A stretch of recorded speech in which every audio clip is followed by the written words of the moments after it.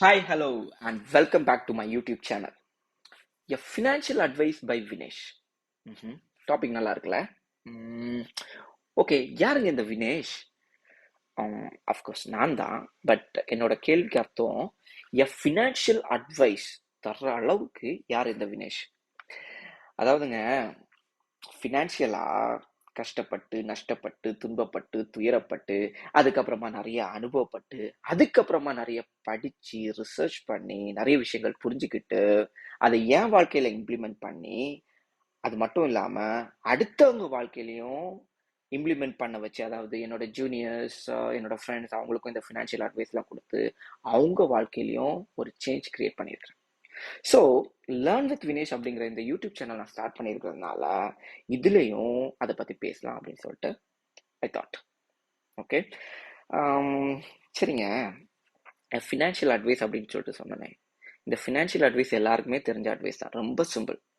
காசு கொஞ்சம் சேமிக்கணும், அதாவது சேவ் பண்ணணும் அப்படிங்கிறது. இதுதான் அட்வைஸ். ஓகே, பட் வந்துட்டு இந்த வீடியோ முடிஞ்சிச்சு அப்படின்னு கேட்டால் இல்லை. ஏன்னா சேவ் பண்ணோம் அப்படிங்கிறதா எல்லாருக்கும் தெரியுமே. பட் எல்லாரும் பண்றாங்களா? இல்ல. ஏன் தெரியுமா? ஒரு எக்ஸாம்பிள் சொல்றேங்க. அதாவது 12th public exam very serious, நமக்கு எல்லாருக்குமே தெரியும். ஓகே, ஏன்னா 10th கூட நம்ம பப்ளிக் எக்ஸாம் எழுதியிருப்போம். ஓகே, 10th கூட ஒரு சீரியஸ்னஸ் தெரியாம இருந்திருக்கலாம், ஏன்னா வந்துட்டு ஃபர்ஸ்ட் டைம் பப்ளிக் எக்ஸாம் எழுத போறதுனால. பட் 10th ஆல்ரெடி அனுபவப்பட்டிருப்போம், கரெக்டா? ஆனா மறுபடியும் 12th ஸ்டாண்டர்ட் வரும்போது, ஓகே, 12th ஸ்டாண்டர்ட் எக்ஸாம் எழுதுற கடைசி நாள் இருக்கக்கூடிய ஒரு பயம், ஒரு சீரியஸ்னஸும் முதல் நாள் இருக்காதுங்க. அது ஏனோ தெரியல. ஓகே, பட் யாருக்கு அது இருக்குதோ அவங்க நல்லா படிப்பாங்க, கரெக்டா? மேபி நம்ம எல்லாருக்கும் அது இருந்துச்சுன்னா நம்ம எல்லாரும் கூட ஸ்டேட் ஃபர்ஸ்ட் வாங்கியிருக்கலாம். Okay, fine. பட் நான் சொல்ல வர பாயிண்ட் என்னன்னா, நமக்கு எல்லாருக்கும் தெரியும் 12th ஸ்டாண்டர்ட்ல நல்லா படிக்கணும் அப்படிங்கிறது. பட் அந்த சீரியஸ்னஸ், அந்த ஒரு ரியலைசேஷன், அதாவது நமக்கு தெரிஞ்சா மட்டும் போறாது, அதை நம்ம உணர்ந்து என்ன சொல்றது, அதை உணரணும், ஆள் மனசு அதை உணரணும், கரெக்டா? அதுல ஒரு சீரியஸ்னஸ் வரணும். அப்போ மட்டும்தான் நம்ம அதை வந்து ஃபாலோ பண்ணுவோம். நம்ம எல்லாருக்கும் தெரியும், பட் நம்ம ஃபாலோ பண்றோமா அப்படின்னு கேட்டா இல்ல. ஸோ இப்போ இந்த வீடியோவில் நான் என்ன பண்ண போறேன், எல்லாரையும் கொஞ்சம் பயம் காட்ட போறேன். சரியா? பயம்லாம் இல்லைங்க. சில விஷயங்கள், நான் பார்த்த விஷயங்கள், நான் படிச்ச விஷயங்கள், சில விஷயங்கள் உங்ககிட்ட நான் ஷேர் பண்ண போறேன், அவ்வளவுதான். Alright, okay, let's get started. அதாவதுங்க, நான் சொன்ன மாதிரி சேவ் பண்ணணும். But it's not just about saving. அதோட பர்ஃபெக்ட் வேர்ட் வந்துட்டு இன்வெஸ்ட் பண்ணணும். ஓகே, எப்படி சொல்லலாம்னா, இப்போ சேவ் சேவ் அப்படின்னு சொன்னோன்னா, இப்போ சின்ன வயசுலேயே நம்ம அப்பா அம்மாலாம் நம்மளை வந்துட்டு சேவ் பண்ணுற பழக்கத்தை உருவாக்கணும், ஏன்னா அது ஒரு நல்ல பழக்கம் அப்படிங்கிறத தெரிஞ்சுக்கிட்டு நமக்கு ஒரு ஐடியா தந்திருப்பாங்க. என்ன பண்ணுவோம் அப்படின்னா, வீட்டில் வந்து ஒரு உண்டியல் வாங்கி வச்சிருப்போம், கரெக்டாக? ஸோ அதுக்குள்ளாடி காசு போட்டு போட்டு போட்டு போட்டு அதை வந்துட்டு சேவ் பண்ணுவோம், இல்லை சேமிப்போம். இல்லைன்னா நம்ம அம்மா எல்லாம் எப்படி சேவ் பண்ணியிருப்பாங்க, ஆக்சுவலி வந்துட்டு இந்த அரிசி டப்பா, அதுக்கப்புறமா இந்த மிளகு டப்பால போடுவாங்களான்னு தெரியல, மேபி அரிசி டப்பா இதுலலாம் வந்துட்டு அவங்க இந்த ஒரு 100 ரூபாய இந்த மாதிரி எடுத்து சேவ் பண்ணி வச்சுப்பாங்க. ஓகே, பட் இந்த சேவிங் கான்செப்ட்ல ஒரு சின்ன பிரச்சனை இருக்கு. இப்போ ஃபார் எக்ஸாம்பிள் இப்போ என்ன எடுத்துக்கோங்களேன். ஸோ வந்துட்டு எனக்கு வந்து 1 கிலோ ஆரஞ்சு வாங்கணும், ரைட்? அப்போ நான் வந்துட்டு இன்னைக்கு அந்த 1 கிலோ ஆரஞ்சு வாங்கணும் அப்படின்னா, எனக்கு இன்னைக்கு அதோட விலை வந்துட்டு 100 ருபீஸ் அப்படின்னு வச்சுக்கோங்க. ஸோ நான் இப்போ என்ன பண்றேன்னா, ஓகே, நான் இப்போ வந்துட்டு இந்த 100 ருபீஸை வந்துட்டு நான் வந்துட்டு என்ன பண்ணலாம், I am not going to spend this. நான் இப்போ இதை வந்துட்டு சேவ் பண்ண போறேன், ஸோ தட் நெக்ஸ்ட் இயர் எனக்கு 1 கிலோ ஆரஞ்சு வாங்கலாம் அப்படின்னு சொல்லிட்டு நான் அது வந்து மேபி ஒரு அரிசி மூட்டையிலையோ இல்லை அந்த உண்டியிலையோ நான் வந்துட்டு அந்த 100 ருபீஸை கொஞ்சம் பத்திரமா வைக்கிறேன். ஒரு வருஷத்துக்கு அப்புறமா நான் அந்த காசை எடுத்துட்டு போய் 1 கிலோ ஆரஞ்சு அப்படின்னு சொல்லிட்டு அவங்கள்ட்ட கேட்கும்போது, ஐ மீன் இந்த கடைக்காரர்கிட்ட கேட்கும்போது, அவர் தரமாட்டார். ஏன் தெரியுமா? இன்ஃப்ளேஷன். அதாவது அதுக்கு தமிழ்ல இது பணவீக்கம்னு சொல்லுவாங்கன்னு நினைக்கிறேன். ஓகே, கரெக்டா தெரியல, but inflation. The technical word for it is inflation. Inflation அப்படின்னா, இன்னைக்கு நீங்க வாங்குற ஒரு 100 ரூபாய்க்கு வாங்குற ஒரு பொருள் ஒரு வருஷம் கழிச்சு, 2 வருஷம் கழிச்சு அதே 100 ரூபாயில இருக்காது, அதோட விலை அதிகரிச்சிருக்கும். இப்போ ஆரஞ்சு 100 107 ஆகணும்னு இல்லை, பட் ஜென்ரலா ஓகேவா, எந்த ஒரு பொருளுமே இன்னைக்கு இருக்க விலை ஒரு வருஷம் கழிச்சு, 2 வருஷம் கழிச்சு, 3 வருஷம் கழிச்சு இருக்காது. ஜென்ரலா நம்ம இந்தியால அந்த இன்ஃப்ளேஷனோட பெர்சன்டேஜ்ங்கிறது 6 to 7. ஓகே, ஸோ 100 ரூபாய் நீங்க வந்துட்டு பத்திரமா சேவ் பண்ணி வச்சதுனால நீங்க ஆக்சுவலி நஷ்டப்பட்டது என்னது? 7 ருபீஸ். மேபி அந்த ஆரஞ்சை நீங்க அந்த வருஷமே, முதல் வருஷமே நீங்க வாங்கியிருந்தா கூட நீங்க அந்த ஆரஞ்சை வந்து சாப்பிட்டுருக்கலாம். இப்போ உங்களுக்கு அந்த ஆரஞ்சு வாங்க முடியாது, நீங்க 7 ரூபாய் நஷ்டப்பட்டீங்க. So that's why just saving is not enough, but we have to invest. So இது கிளியரா? ஓகே. சேவிங்கிறது வந்துட்டு ஆக்சுவலி இன்வெஸ்ட் பண்றதும் சேவிங் தான். பட் நம்மளோட கான்செப்ட் படி சேவிங்கிறது வந்துட்டு ஒளிச்சு ஒளிச்சு காசு வைக்கிறதா இருக்கும். பட் அது தட் ஒன்ட் ஒர்க். சரியா? ஸோ சேவிங் அஃப்கோர்ஸ் சேவிங் தான். பட் அது வந்துட்டு ப்ராப்பரா சேவ் பண்றதுக்கு வி நீட் இன்வெஸ்ட்மெண்ட். சரியா? ஸோ இன்வெஸ்ட்மெண்ட் அப்படின்னு சொல்லிட்டு பேசும்போது நம்ம முதல்ல ஒரு விஷயம், ஜென்ரலா ஒரு விஷயம் நம்ம எல்லாருக்குமே தெரியும். எல்லாருக்குமே தெரிஞ்ச ஒரு விஷயம். ஹோம் லோனு இந்த மாதிரி ஹோம் லோன்லாம் எடுத்து நம்ம ஒரு 10 வருஷம் அந்த மாதிரி நம்ம ரீபே பண்ணும்போது எல்லாருக்கும் ஒரு விஷயம் தெரியும். அதாவது நான் ஃபார் எக்ஸாம்பிள் ஒரு 10 லேக்ஸ் நான் வாங்கினேன் அப்படின்னா நான் ஒரு 10 வருஷமா அதை வந்துட்டு நான் க்ளோஸ் பண்ணும்போது நான் வாங்கினதை விட அதிகமா வட்டி மட்டுமே கொடுத்துப்பேன், அதாவது இன்ட்ரெஸ்ட். சரியா? இது ஜென்ரலா எல்லாருக்கும் தெரிஞ்ச விஷயம் தான். மேபி அதை வந்துட்டு கால்குலேட்டர்ல பார்ப்போமா? இஎம்ஐ கால்குலேட்டர் டாட் நெட் அப்படின்னு சொல்லிட்டு ஒரு வெப்சைட் இருக்கு. சரியா? இங்க ஹோம் லோன் வந்துட்டு 5 லேக்ஸ் வாங்கியிருக்காங்க. நமக்கு 5 லேக்ஸ்ல வந்து ஒரு 10 லேக்ஸ் புரிகிறதுக்காக சின்னதா போடும். 1 2 3 4 5 5 ஜீரோ போட்டா 10 லட்சம், சாரி 1 லட்சம். அப்போ ஒரு ஜீரோ கூட போட்டா 1 2 3 4 5 6. ஓகே, 6 ஜீரோ போட்டனால 10 லட்ச ரூபா. இன்ட்ரெஸ்ட் வந்துட்டு 9%. இதே சின்னதாக்கிப்போம், ஒரு 10 இயர்ஸ் போட்டுப்போம். Okay, loan 10 years. ஸோ நீங்க வந்துட்டு 10 லட்ச ரூபா வாங்குறீங்க, 9% இன்ட்ரெஸ்ட், 10 வருஷம் டென்யூர், அதாவது மாசம் மாசம் நீங்க அதுக்கு 12,668 ரூபாய் நீங்க பே பண்ணுவீங்க. ஓகே, அதுக்கு அர்த்தம் என்னன்னா நீங்க வந்துட்டு ஓகே இது நம்ம 10 வருஷம் போட்டிருக்கிறதுனால 5 லட்ச ரூபாய் தான் உங்களுக்கு வந்துட்டு என்ன வருது. But if you are putting it as 20 years, சரியா, 20 வருஷம் டென்யூர்னா நீங்க வாங்கினது 10 லட்சம், ஆனா நீங்க அடைக்கிற இன்ட்ரெஸ்ட் மட்டும் 12 லட்ச ரூபா. But we again keep it is short. Okay, 10 லட்ச ரூபானே வச்சுக்கோங்க. ஐ மீன் 10 வருஷம்னு வச்சுக்கோங்க. அப்போ நீங்க 10 லட்ச ரூபாய்க்கு வாங்குறீங்க, 9% இன்ட்ரெஸ்ட், 10 வருஷமா நீங்க வந்துட்டு ரீபே பண்றீங்க. அப்போ உங்களோட லோன் இஎம்ஐ வந்துட்டு 12,662 ரூபாய், 12,668. ஓகே, ஸோ இதுல நீங்க கட்டியிருக்க வட்டி 5, அதாவது த இன்ட்ரெஸ்ட் இஸ் 5,20,000. சரியா? அண்ட் டோட்டலா நீங்க வாங்கின 10 லட்ச ரூபாய்க்கு கிட்டத்தட்ட 15,20,000 ரூபாய் மொத்தமா நீங்க அடைக்கிறீங்க. ஓகே, ஸோ இப்போ இந்த 5 லட்சம்ங்கிறது கூட நமக்கு பெருசா. இப்போ வந்துட்டு கண்டிப்பா நம்ம வாங்கினதோட கூடுதல் அடைச்சாதான் இன்ட்ரெஸ்ட் பெருசுங்கிறது இல்லை, கரெக்டா? ஸோ இதுவே நீங்க வாங்கினது 10 லட்சம், அதுல பாதி வந்துட்டு நீங்க வந்துட்டு என்னவா அடைக்கிறீங்க? இன்ட்ரெஸ்டா அடைக்கிறீங்க. ஓகே, ஸோ இது நிறைய பேர் ரியலைஸ் பண்ணிட்டீங்க. நிறைய பேருக்கு இந்த விஷயம் தெரியும். பட் வேற நமக்கு வழி இல்லை. நான் கூட ஹோம் லோன் எடுத்திருக்கேன். நம்ம எல்லாரும் மிடில் கிளாஸ்ல இருந்தா சில விஷயங்கள் பண்ணிதான் ஆகணும், வேற வழி கிடையாது. பட் தெரியாம பண்றதோட சில விஷயங்கள் தெரிஞ்சிட்டு புரிஞ்சிட்டு பண்ணும்போது என்ன உங்களுக்கு நல்லதா இருக்கும். சரியா? ஸோ இது அப்படியே இருக்கட்டு. இப்போ நம்ம சேவ் பண்றது, இன்வெஸ்ட் பண்றது, அந்த விஷயத்துக்குலாம் போமா. ஸோ 10 வருஷம், அதாவது ஒருத்தன் வந்து 20 வயசுல வீடு போட ட்ரை பண்ணி இந்த மாதிரி பண்றதுக்கு அவன் வந்துட்டு 10 வருஷமா இந்த 12,668 அந்த ரூபாயை சேவ் பண்றான், இல்ல இன்வெஸ்ட் பண்றான் அப்படின்னு வச்சுக்கோங்க. என்ன நடக்கும் அப்படின்னு பார்க்கலாம். ஸோ அதுக்கு வந்துட்டு ஆர்டி கால்குலேட்டர். சரியா? நான் இப்போ வந்துட்டு பெரிய விதமான இன்வெஸ்ட்மெண்ட்டுக்குலாம் போகல. அதாவது மியூச்சுவல் ஃபண்டு, அப்புறம் என்ன ஸ்டாக் மார்க்கெட், இதுக்கெல்லாம் நான் போகல. ஜென்ரலா எல்லாருக்கும் தெரிஞ்ச ஆர்டி. ஓகே, ஸோ மாசம் மாசம் நான் எவ்வளோ ரூபாய் ஆக்சுவலி பே பண்றேன் இஎம்ஐயா? 12,668. ஸோ அதே அமௌண்ட்டை நான் ஆர்டியா பே பண்ண போறேன், 12,668. சரியா? இன்ட்ரெஸ்ட் வந்துட்டு 7% வச்சுக்கிறேன். ஓகே, 7%. அண்ட் இதையும் நான் 10 வருஷம் கட்டுறேன். ஓகே, ஸோ இங்க பாருங்க, நீங்க வந்துட்டு இஎம்ஐ அடைச்சிங்க. ஓகே, ஸோ 12 லட்சம் ரூபாய், சாரி 12,000 ரூபாய் வச்சு நீங்க வந்துட்டு இஎம்ஐ அடைச்சிங்க. உங்க 10 லட்ச ரூபாய்க்கு நீங்க வாங்கின லோனை 15 லட்சமா நீங்க ரீபே பண்ணிருக்கீங்க. ஸோ இப்போ என்ன பண்றேன், ஒருத்தங்க என்ன பண்றாங்க அப்படின்னா அதே அமௌண்ட்டை வந்துட்டு சேவ் பண்றாங்க, இல்ல இன்வெஸ்ட் பண்றாங்க. ஸோ 10 இயர்ஸ் கழிச்சு அவங்களுக்கு வந்துட்டு கிடைக்கக்கூடிய அமௌண்ட் வந்துட்டு 22 லட்சம் ரூபாய். ஓகே, ஸோ 6,80,000 ரூபாய் அவங்களுக்கு வந்துட்டு இன்ட்ரெஸ்டா கிடைச்சிருக்கு. ஓகே, ஸோ இப்போ இந்த 22 லட்ச ரூபாயை வச்சு வீடு போடலாம் அப்படின்னு சொல்ற ஒரு டாபிக் நான் வந்தா நிறைய பேருக்கு மைண்ட்ல என்ன தோணுன்னா, நீ தான் கொஞ்ச நேரத்துக்கு முன்னாடி சொன்னியப்பா இன்ஃபிளேஷன் அப்படின்னு ஒன்று இருக்குது. ஸோ இன்னைக்கு கம்பி இந்த விலை இருக்கும், மணல் இந்த விலை இருக்கும், ஓகேவா? பட் வந்துட்டு அந்த டைம்ல என்ன வளர்ந்துருக்குமே அப்படிங்கிற ஒரு கொஸ்டின் இருக்கு, கரெக்டா? தட் இஸ் அது வந்துட்டு ரொம்ப ரொம்ப கரெக்ட் தான். பட் அதுலயும் ஒரு கால்குலேஷன் பார்ப்போம். நம்ம என்ன பேசிக்கிட்டோம்? 7% அப்படிங்கிறது தான் ஜென்ரலா வந்துட்டு இன்ஃபிளேஷன் ரேட் ஆஃப் இந்தியா. சரியா? அப்போ இப்போ உங்களோட வீடு கட்டுறதுக்கு 10 லட்ச ரூபாய் ஆயிருக்குன்னா 10 வருஷத்துக்கு அப்புறமா என்ன ரேட் வரும்னு பார்ப்போமா? இன்ஃபிளேஷன் கால்குலேட்டர், எல்லாத்தையும் ஒவ்வொரு கால்குலேட்டர் இருக்குப்பா. சரியா? இன்ஃப்ளேஷன் கால்குலேட்டர் அப்படி வாங்க. ஸோ இங்கே 6% இருக்கு. மேபி நம்ம 7% இன்ஃப்ளேஷன் அப்படின்னு சொல்லிட்டு அசியூம் பண்ணிப்போம். ஸோ இன்னைக்கு 10 லட்சம், 1 2 3 4 5, இது 1 லட்சம், அப்போ 10 லட்சம். ஓகே, 10 லட்சம், இன்ஃப்ளேஷன் 7%, 10 வருஷம் கழிச்சு, சாரி ஓகே 10 லட்சம். ஓகே, அப்போ நம்மளோட இன்ஃப்ளேஷன் ரேட் படி இன்னைக்கு 10 லட்சம் ரூபாய் ஆகுது உங்க வீடை கட்டுறதுக்குன்னா 10 வருஷத்துக்கு அப்புறமா 19 லட்சம் ரூபாய் ஆகும். 19 லட்சம் மேபி ரவுண்டா 20 லட்சம் ரூபாய் வச்சுப்போம். கரெக்டா? ஸோ இப்போ பாருங்க நேரா இங்க வாங்க. உங்க ஆர்டி போட்டப்போ நீங்க கிடைச்ச அமௌண்ட் உங்களுக்கு எவ்வளவு? 22 லட்சம் ரூபாய். ஓகே, உங்களுக்கு இப்போ நீங்க எவ்வளவு ஸ்பெண்ட் பண்ண வேண்டியது இருக்கும்?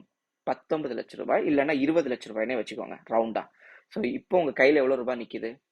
2 லட்சம் ரூபாய் எக்ஸ்ட்ராவா உங்கள்கிட்ட நிற்கும்.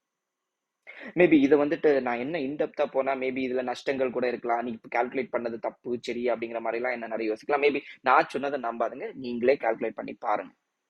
Okay, but the general concept is நீங்க சேவ் பண்ணா கண்டிப்பா உங்களுக்கு வந்துட்டு ஃபியூச்சர்ல யூஸ் இருக்கும்.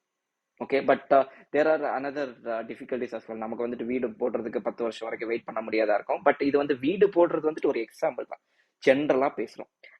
ஓகேவா? அண்ட் வீடு போடுறதுக்காக மட்டும் இல்லை சேவ் பண்ணுறதும், சேவ் பண்ணுறது வந்துட்டு it is for our future. Okay, so நிறைய காரணங்கள் இருக்கு. ஸோ வந்துட்டு இந்த எக்ஸாம்பிள்ஸை வந்துட்டு ஒரு இதாக வச்சுட்டு அதை வச்சு எதுவுமே நீங்கள் வந்துட்டு இது பண்ணாதுங்க. பட் ஜென்ரலாக நீங்கள் இதில் எடுக்க வேண்டிய கான்செப்ட், எப்படி நீங்கள் லோனை வாங்கி ரீபே பண்ணும்போது நிறைய அமௌண்ட் பே பண்ணுற மாதிரி இருக்குதோ, அண்ட் அஃப்கோர்ஸ் அது உண்மை, அதே மாதிரி நீங்கள் வந்துட்டு ஒரு இன்வெஸ்ட்மெண்ட் ஸ்ட்ராட்டஜியை ஃபாலோ பண்ணி கரெக்டாக இன்வெஸ்ட் பண்ணுறீங்கன்னா அதில் கிடைக்கிற இன்ட்ரெஸ்ட்டும் மிகவும் அதிகம். அதை தான் த பவர் ஆஃப் காம்பவுண்டிங் அப்படின்ட்டு சொல்லுவாங்க. சரியா? த பவர் ஆஃப் காம்பவுண்டிங் அப்படிங்கிறது உங்களோட அமௌண்ட் இஸ் பீங் சேவ்ட், அதுக்கு இன்ட்ரெஸ்ட் வருது, அதுக்கப்புறமா அந்த இன்ட்ரெஸ்ட்டுக்கும் இன்ட்ரெஸ்ட் வருது, அந்த இன்ட்ரெஸ்ட்டுக்கும் இன்ட்ரெஸ்ட், அதை வந்து வட்டி குட்டி போடுறது அப்படிம்பாங்க. கரெக்டா? ஸோ இந்த விஷயத்த கண்டிப்பாக ஞாபகம் வச்சுக்கோங்க. சரியா? This is one. சரியா? அண்ட் வந்துட்டு 7% மட்டும் இல்லைங்க. when we go for real investment options in mutual funds and stock market, I am not going to talk about that here in this video. Maybe time நடந்துச்சுன்னா அடுத்த ஒரு video கூட நான் போடுறேன். பட் நீங்க மியூச்சுவல் ஃபண்ட் அந்த மாதிரிப்பட்ட ஸ்கீம்ல invest பண்ணீங்கன்னா, லாங் டேர்முக்கு இன்வெஸ்ட் பண்ணீங்கன்னா உங்களுக்கு குறையாம கண்டிப்பா 12% கிடைக்கிற வாய்ப்புகள் அதிகம். அதுக்கு அர்த்தம் என்னன்னா, உங்கள்கிட்ட 29 லட்சம் ரூபா இருக்குங்க. உங்களுக்கு வீடு கட்ட எவ்வளவு ரூபாய் தான் வேணும்? 19 லட்சம் ரூபாய் தான் வேணும். கிட்டத்தட்ட 10 lakhs in 10 years. சரியா? இனி நிறைய கணக்கு போடலாம். ஓகே, அந்த 10 வருஷமா நான் வாடகை வீட்டுல இருப்பேன்ல, அப்ப எனக்கு அந்த காசு போகும்ல, இது எல்லாமே okay. But general concept is what it is like being saving things. சரியா? Saving money. காசு நீங்க சேவ் பண்ணா உங்களுக்கு எந்த மாதிரி அட்வான்டேஜஸ் இருக்கு அப்படிங்கறத சொல்றேன். ஸோ எல்லாருக்குமே இந்த சட்ட சிக்கல் இருக்கு. நமக்கு வந்துட்டு வாடகை கொடுக்கணும், நமக்கு வந்துட்டு கண்டிப்பா வீடு போட்டே ஆகணுங்கிற மாதிரி நிறைய விஷயங்கள் இருக்கு. ஸோ இது எல்லாமே எப்படி நம்மளோட ஃபினான்ஷியல் மூளையை வச்சு நம்ம வைஸா அதை பிளான் பண்றோமோ அதுக்கேற்றாப்புலதான் நம்மளோட growth இருக்கும். ஸோ புரிஞ்சிக்க வேண்டியது, சேவ் பண்ணா we will get என்னது, we will get our money growing. சரியா? செகண்ட் ஒரு விஷயம். ஸோ ஒரு விஷயம் நான் தெளிவா சொல்லிட்டேன், சேவ் பண்ணுங்க, அதோட யூஸ் என்னங்கிறதோ உங்களுக்கு புரிஞ்சிடுச்சு. சரியா? அண்ட் ரெண்டாவது, எவ்வளவு சீக்கிரமா நீங்க சேவ் பண்ண தொடங்குறீங்களோ அவ்வளவு தூரம் உங்களுக்கு நல்லது. அதுதான் இங்க முக்கியமான விஷயம். எப்படி 12th நீங்க எப்படி முதல் கிளாஸ்ல இருந்து படிச்சா எவ்வளவு உங்களுக்கு ஈஸியா இருக்குமோ, சரியா? அதாவது ஒருத்தன் முதல் கிளாஸ்ல இருந்தே படிக்க தொடங்குறான், என்ன ஒருத்தன் 6 monthsக்கு அப்புறம் தான் ஸ்டார்ட் பண்றான். ஃபர்ஸ்ட் நாள்ல இருந்து ஸ்டார்ட் பண்றவனுக்கு வந்துட்டு ரொம்ப ஈஸியா போகும் இல்லையா? கடைசி அதுவும் 6th monthல தொடங்குறவன் கொஞ்சம் கஷ்டப்படுவான், ஏன்னா ஹீஸ் ஜஸ்ட் ஸ்டார்டிங் இட் இந்த ஹாஃப். சரியா? ஸோ அதுக்கு ஒரு எக்ஸாம்பிள் பார்த்துருவோமா? ஸோ இதுதான் நீங்க இன்னும் கேர்ஃபுல்லா பார்க்க வேண்டியது. இந்த விஷயங்கள் தெரியாம தான் நிறைய பேர் வந்துட்டு ஓகே நான் லேட்டரா இன்வெஸ்ட் பண்ணிக்கிறேன், நான் லேட்டரா என்னோட இன்வெஸ்ட்மெண்ட் ஜேர்னியை ஸ்டார்ட் பண்ணிக்கிறேன் அப்படி இப்படின்னு சொல்லிட்டு குழப்பிக்கிறாங்க. No, the soon you start you are going to be that richer in the future. சரியா? ஒரு எக்ஸாம்பிள் பார்த்துப்போம். ஓகே ஏங்க, அண்ட் இதை வந்து எக்ஸாம்பிளா மட்டும் இல்லை, எல்லாரும் இதை பண்ணணும். அந்த பயம் உங்களுக்கு வருதான்னு பார்ப்போம். ஒரு பயம், ஒரு சீரியஸ்னஸ், அதுதான் இந்த வீடியோல நான் உங்களுக்கு தர விரும்புறேன். சரியா? ஸோ பாருங்க, எல்லாருமே அண்ட் இதை பண்ணவும் ட்ரை பண்ணணும். ஒரு 3000 ரூபாங்க. அதாவது டெய்லி ஒரு 100 ரூபாய். அண்ட் மேபி நம்ம ஐடி ஃபீல்டில் இப்போ இருக்கிறவங்களுக்குலாம் குறையாம 10,000 is a very basic salary. சரியா? ஸோ அதுலேருந்து அட்லீஸ்ட் ஒரு 3,000, சரியா, அட்லீஸ்ட் ஒரு 3,000 ஒரு மாசம் எப்படியாவது இன்வெஸ்ட் பண்ண ட்ரை பண்ணுங்க. மேபி 1,500 கூட இருக்கட்டும். சரியா? ஸோ அதுல இருக்கக்கூடிய யூஸ் என்னன்னு பாருங்க. ஓகே, ஸோ சம்மன் இப்போ வந்து 20-22 வயசுல எல்லாருமே வேலை பார்க்க தொடங்குறாங்க. 60 வயசு வரைக்கும் நம்ம ஜென்ரல் ரிட்டையர்மெண்ட், அதாவது 20 to 60 அப்படிங்கிறப்போ 40 வருஷம். கரெக்டா? 30, 40, 50, 60, எஸ், 40 வருஷம். ஸோ அதுதான் இங்க போட்டிருக்கேன். ஒருத்தன் 3000 வச்சு, சரியா, இது வந்துட்டு மியூச்சுவல் ஃபண்டோட இன்ட்ரெஸ்ட் ரேட் போட்டிருக்கோம். சரியா? 12%. ஸோ 12% இன்ட்ரெஸ்ட்ல இஃப் ஹி சேவிங் தட் 3,000, அதை 60 வயசு வரைக்கும் அவன் எடுக்கவே இல்லை. Okay, and that 3,000 can become 3,56 lakhs. உங்களோட ரிட்டையர்மெண்ட் லைஃப் பத்தி நீங்க கவலையே பட வேண்டாம். 3,56,00,000. 1000, அதாவது ஒரு நாளைக்கு ஒரு 100 ரூபாய் can change to 3,56 lakhs. Power of compounding guys, power of compounding. எப்படி? ஓகே, பட் இதுல இந்த ஸ்டார்ட் ஏர்லி அப்படின்னு சொல்லிட்டு சொன்னேன்ல. ஸோ கன்சிடர் ஒருத்தர் வந்துட்டு நான் சொன்ன மாதிரி 12th ஸ்டாண்டர்ட்ல நான் 6 மாசத்துக்கு பிறகு படிக்க தொடங்கிறேன் அப்படிங்கிற மாதிரி ஒரு ஆள் வந்து தன்னுடைய 40வது வயசுல இருந்து தான் இன்வெஸ்ட் பண்ண போறேன் அப்படின்னு சொல்லிட்டு சொல்றது. அப்ப அவருக்கு எத்தனை வருஷம் தான் இருக்கும்? 20 வருஷம் தான் இருக்கும். சரியா? ஸோ அப்ப நமக்கு எல்லாருக்கும் தோணலாம், 3000 ரூபாய் முதல்ல இருந்தே தொடங்கணும்னா 3000 ரூபாய் போட்டோம்ல, அப்ப நான் பாதியில இருந்து தொடங்குறேன், நான் 6,000 ரூபாய் போட்டா போதாதான் எனக்கு வந்துட்டு 3.5 கோடி கிடைக்காதா அப்படிங்கிற ஒரு தாட் இருக்கும். பாருங்க, 6,000 ரூபாய் வச்சு போட்டா 20 வருஷத்துல உங்களுக்கு எவ்வளவுதான் கிடைக்குது? Very shocking. வெறும் 59 லட்சம் ரூபாய். ரவுண்டா சொன்னீங்கன்னா 60 லட்சம் ரூபாய். 60 லட்சம் ரூபாய் எங்க இருக்கு? 3.5 கோடி எங்க இருக்கு? அவன் டபுள் த அமௌண்ட் இன்வெஸ்ட் பண்ண தொடங்கினா கூட கிடைக்கல. சரி, ஒரு இது பார்ப்போமே, அப்ப எவ்வளவு இன்வெஸ்ட் பண்ணாதான் அந்த 20 வயசுல ஸ்டார்ட் பண்ணவனுக்கு பக்கத்துல இவருக்கு வர முடியும்னு பார்ப்போமா? 3.5, ஓகே, 35,000. 35,000. அதாவது ஒருத்தன் வந்துட்டு முதல்ல தொடங்குறான், அவன் வெறும் 3,000 ரூபாய் மாசம் மாசம் போட்டாலே அவனோட 60வது வயசுல 3.5 கோடி. அதே இத ஒருத்தன் லேட்டா தொடங்குறாங்கிற ஒரே காரணத்துக்காக, சரி, அவன் லேட்டா தொடங்குறான் அப்படிங்கிற ஒரே காரணத்தினால அவன் சேவ் பண்ண வேண்டிய அமௌண்ட் மாசம் மாசம் எவ்வளவு? 35,000 ரூபாய். ஓகே, ஸோ இன்வெஸ்டட் அமௌண்ட் இங்க எவ்வளவு வருது? 84,000. சரியா? மொத்தமா அவன் இன்வெஸ்ட் பண்ணிருக்கிற அமௌண்ட் 84,000. நம்ம கதையில, நம்ம பழைய கதையில எவ்வளவு வருது?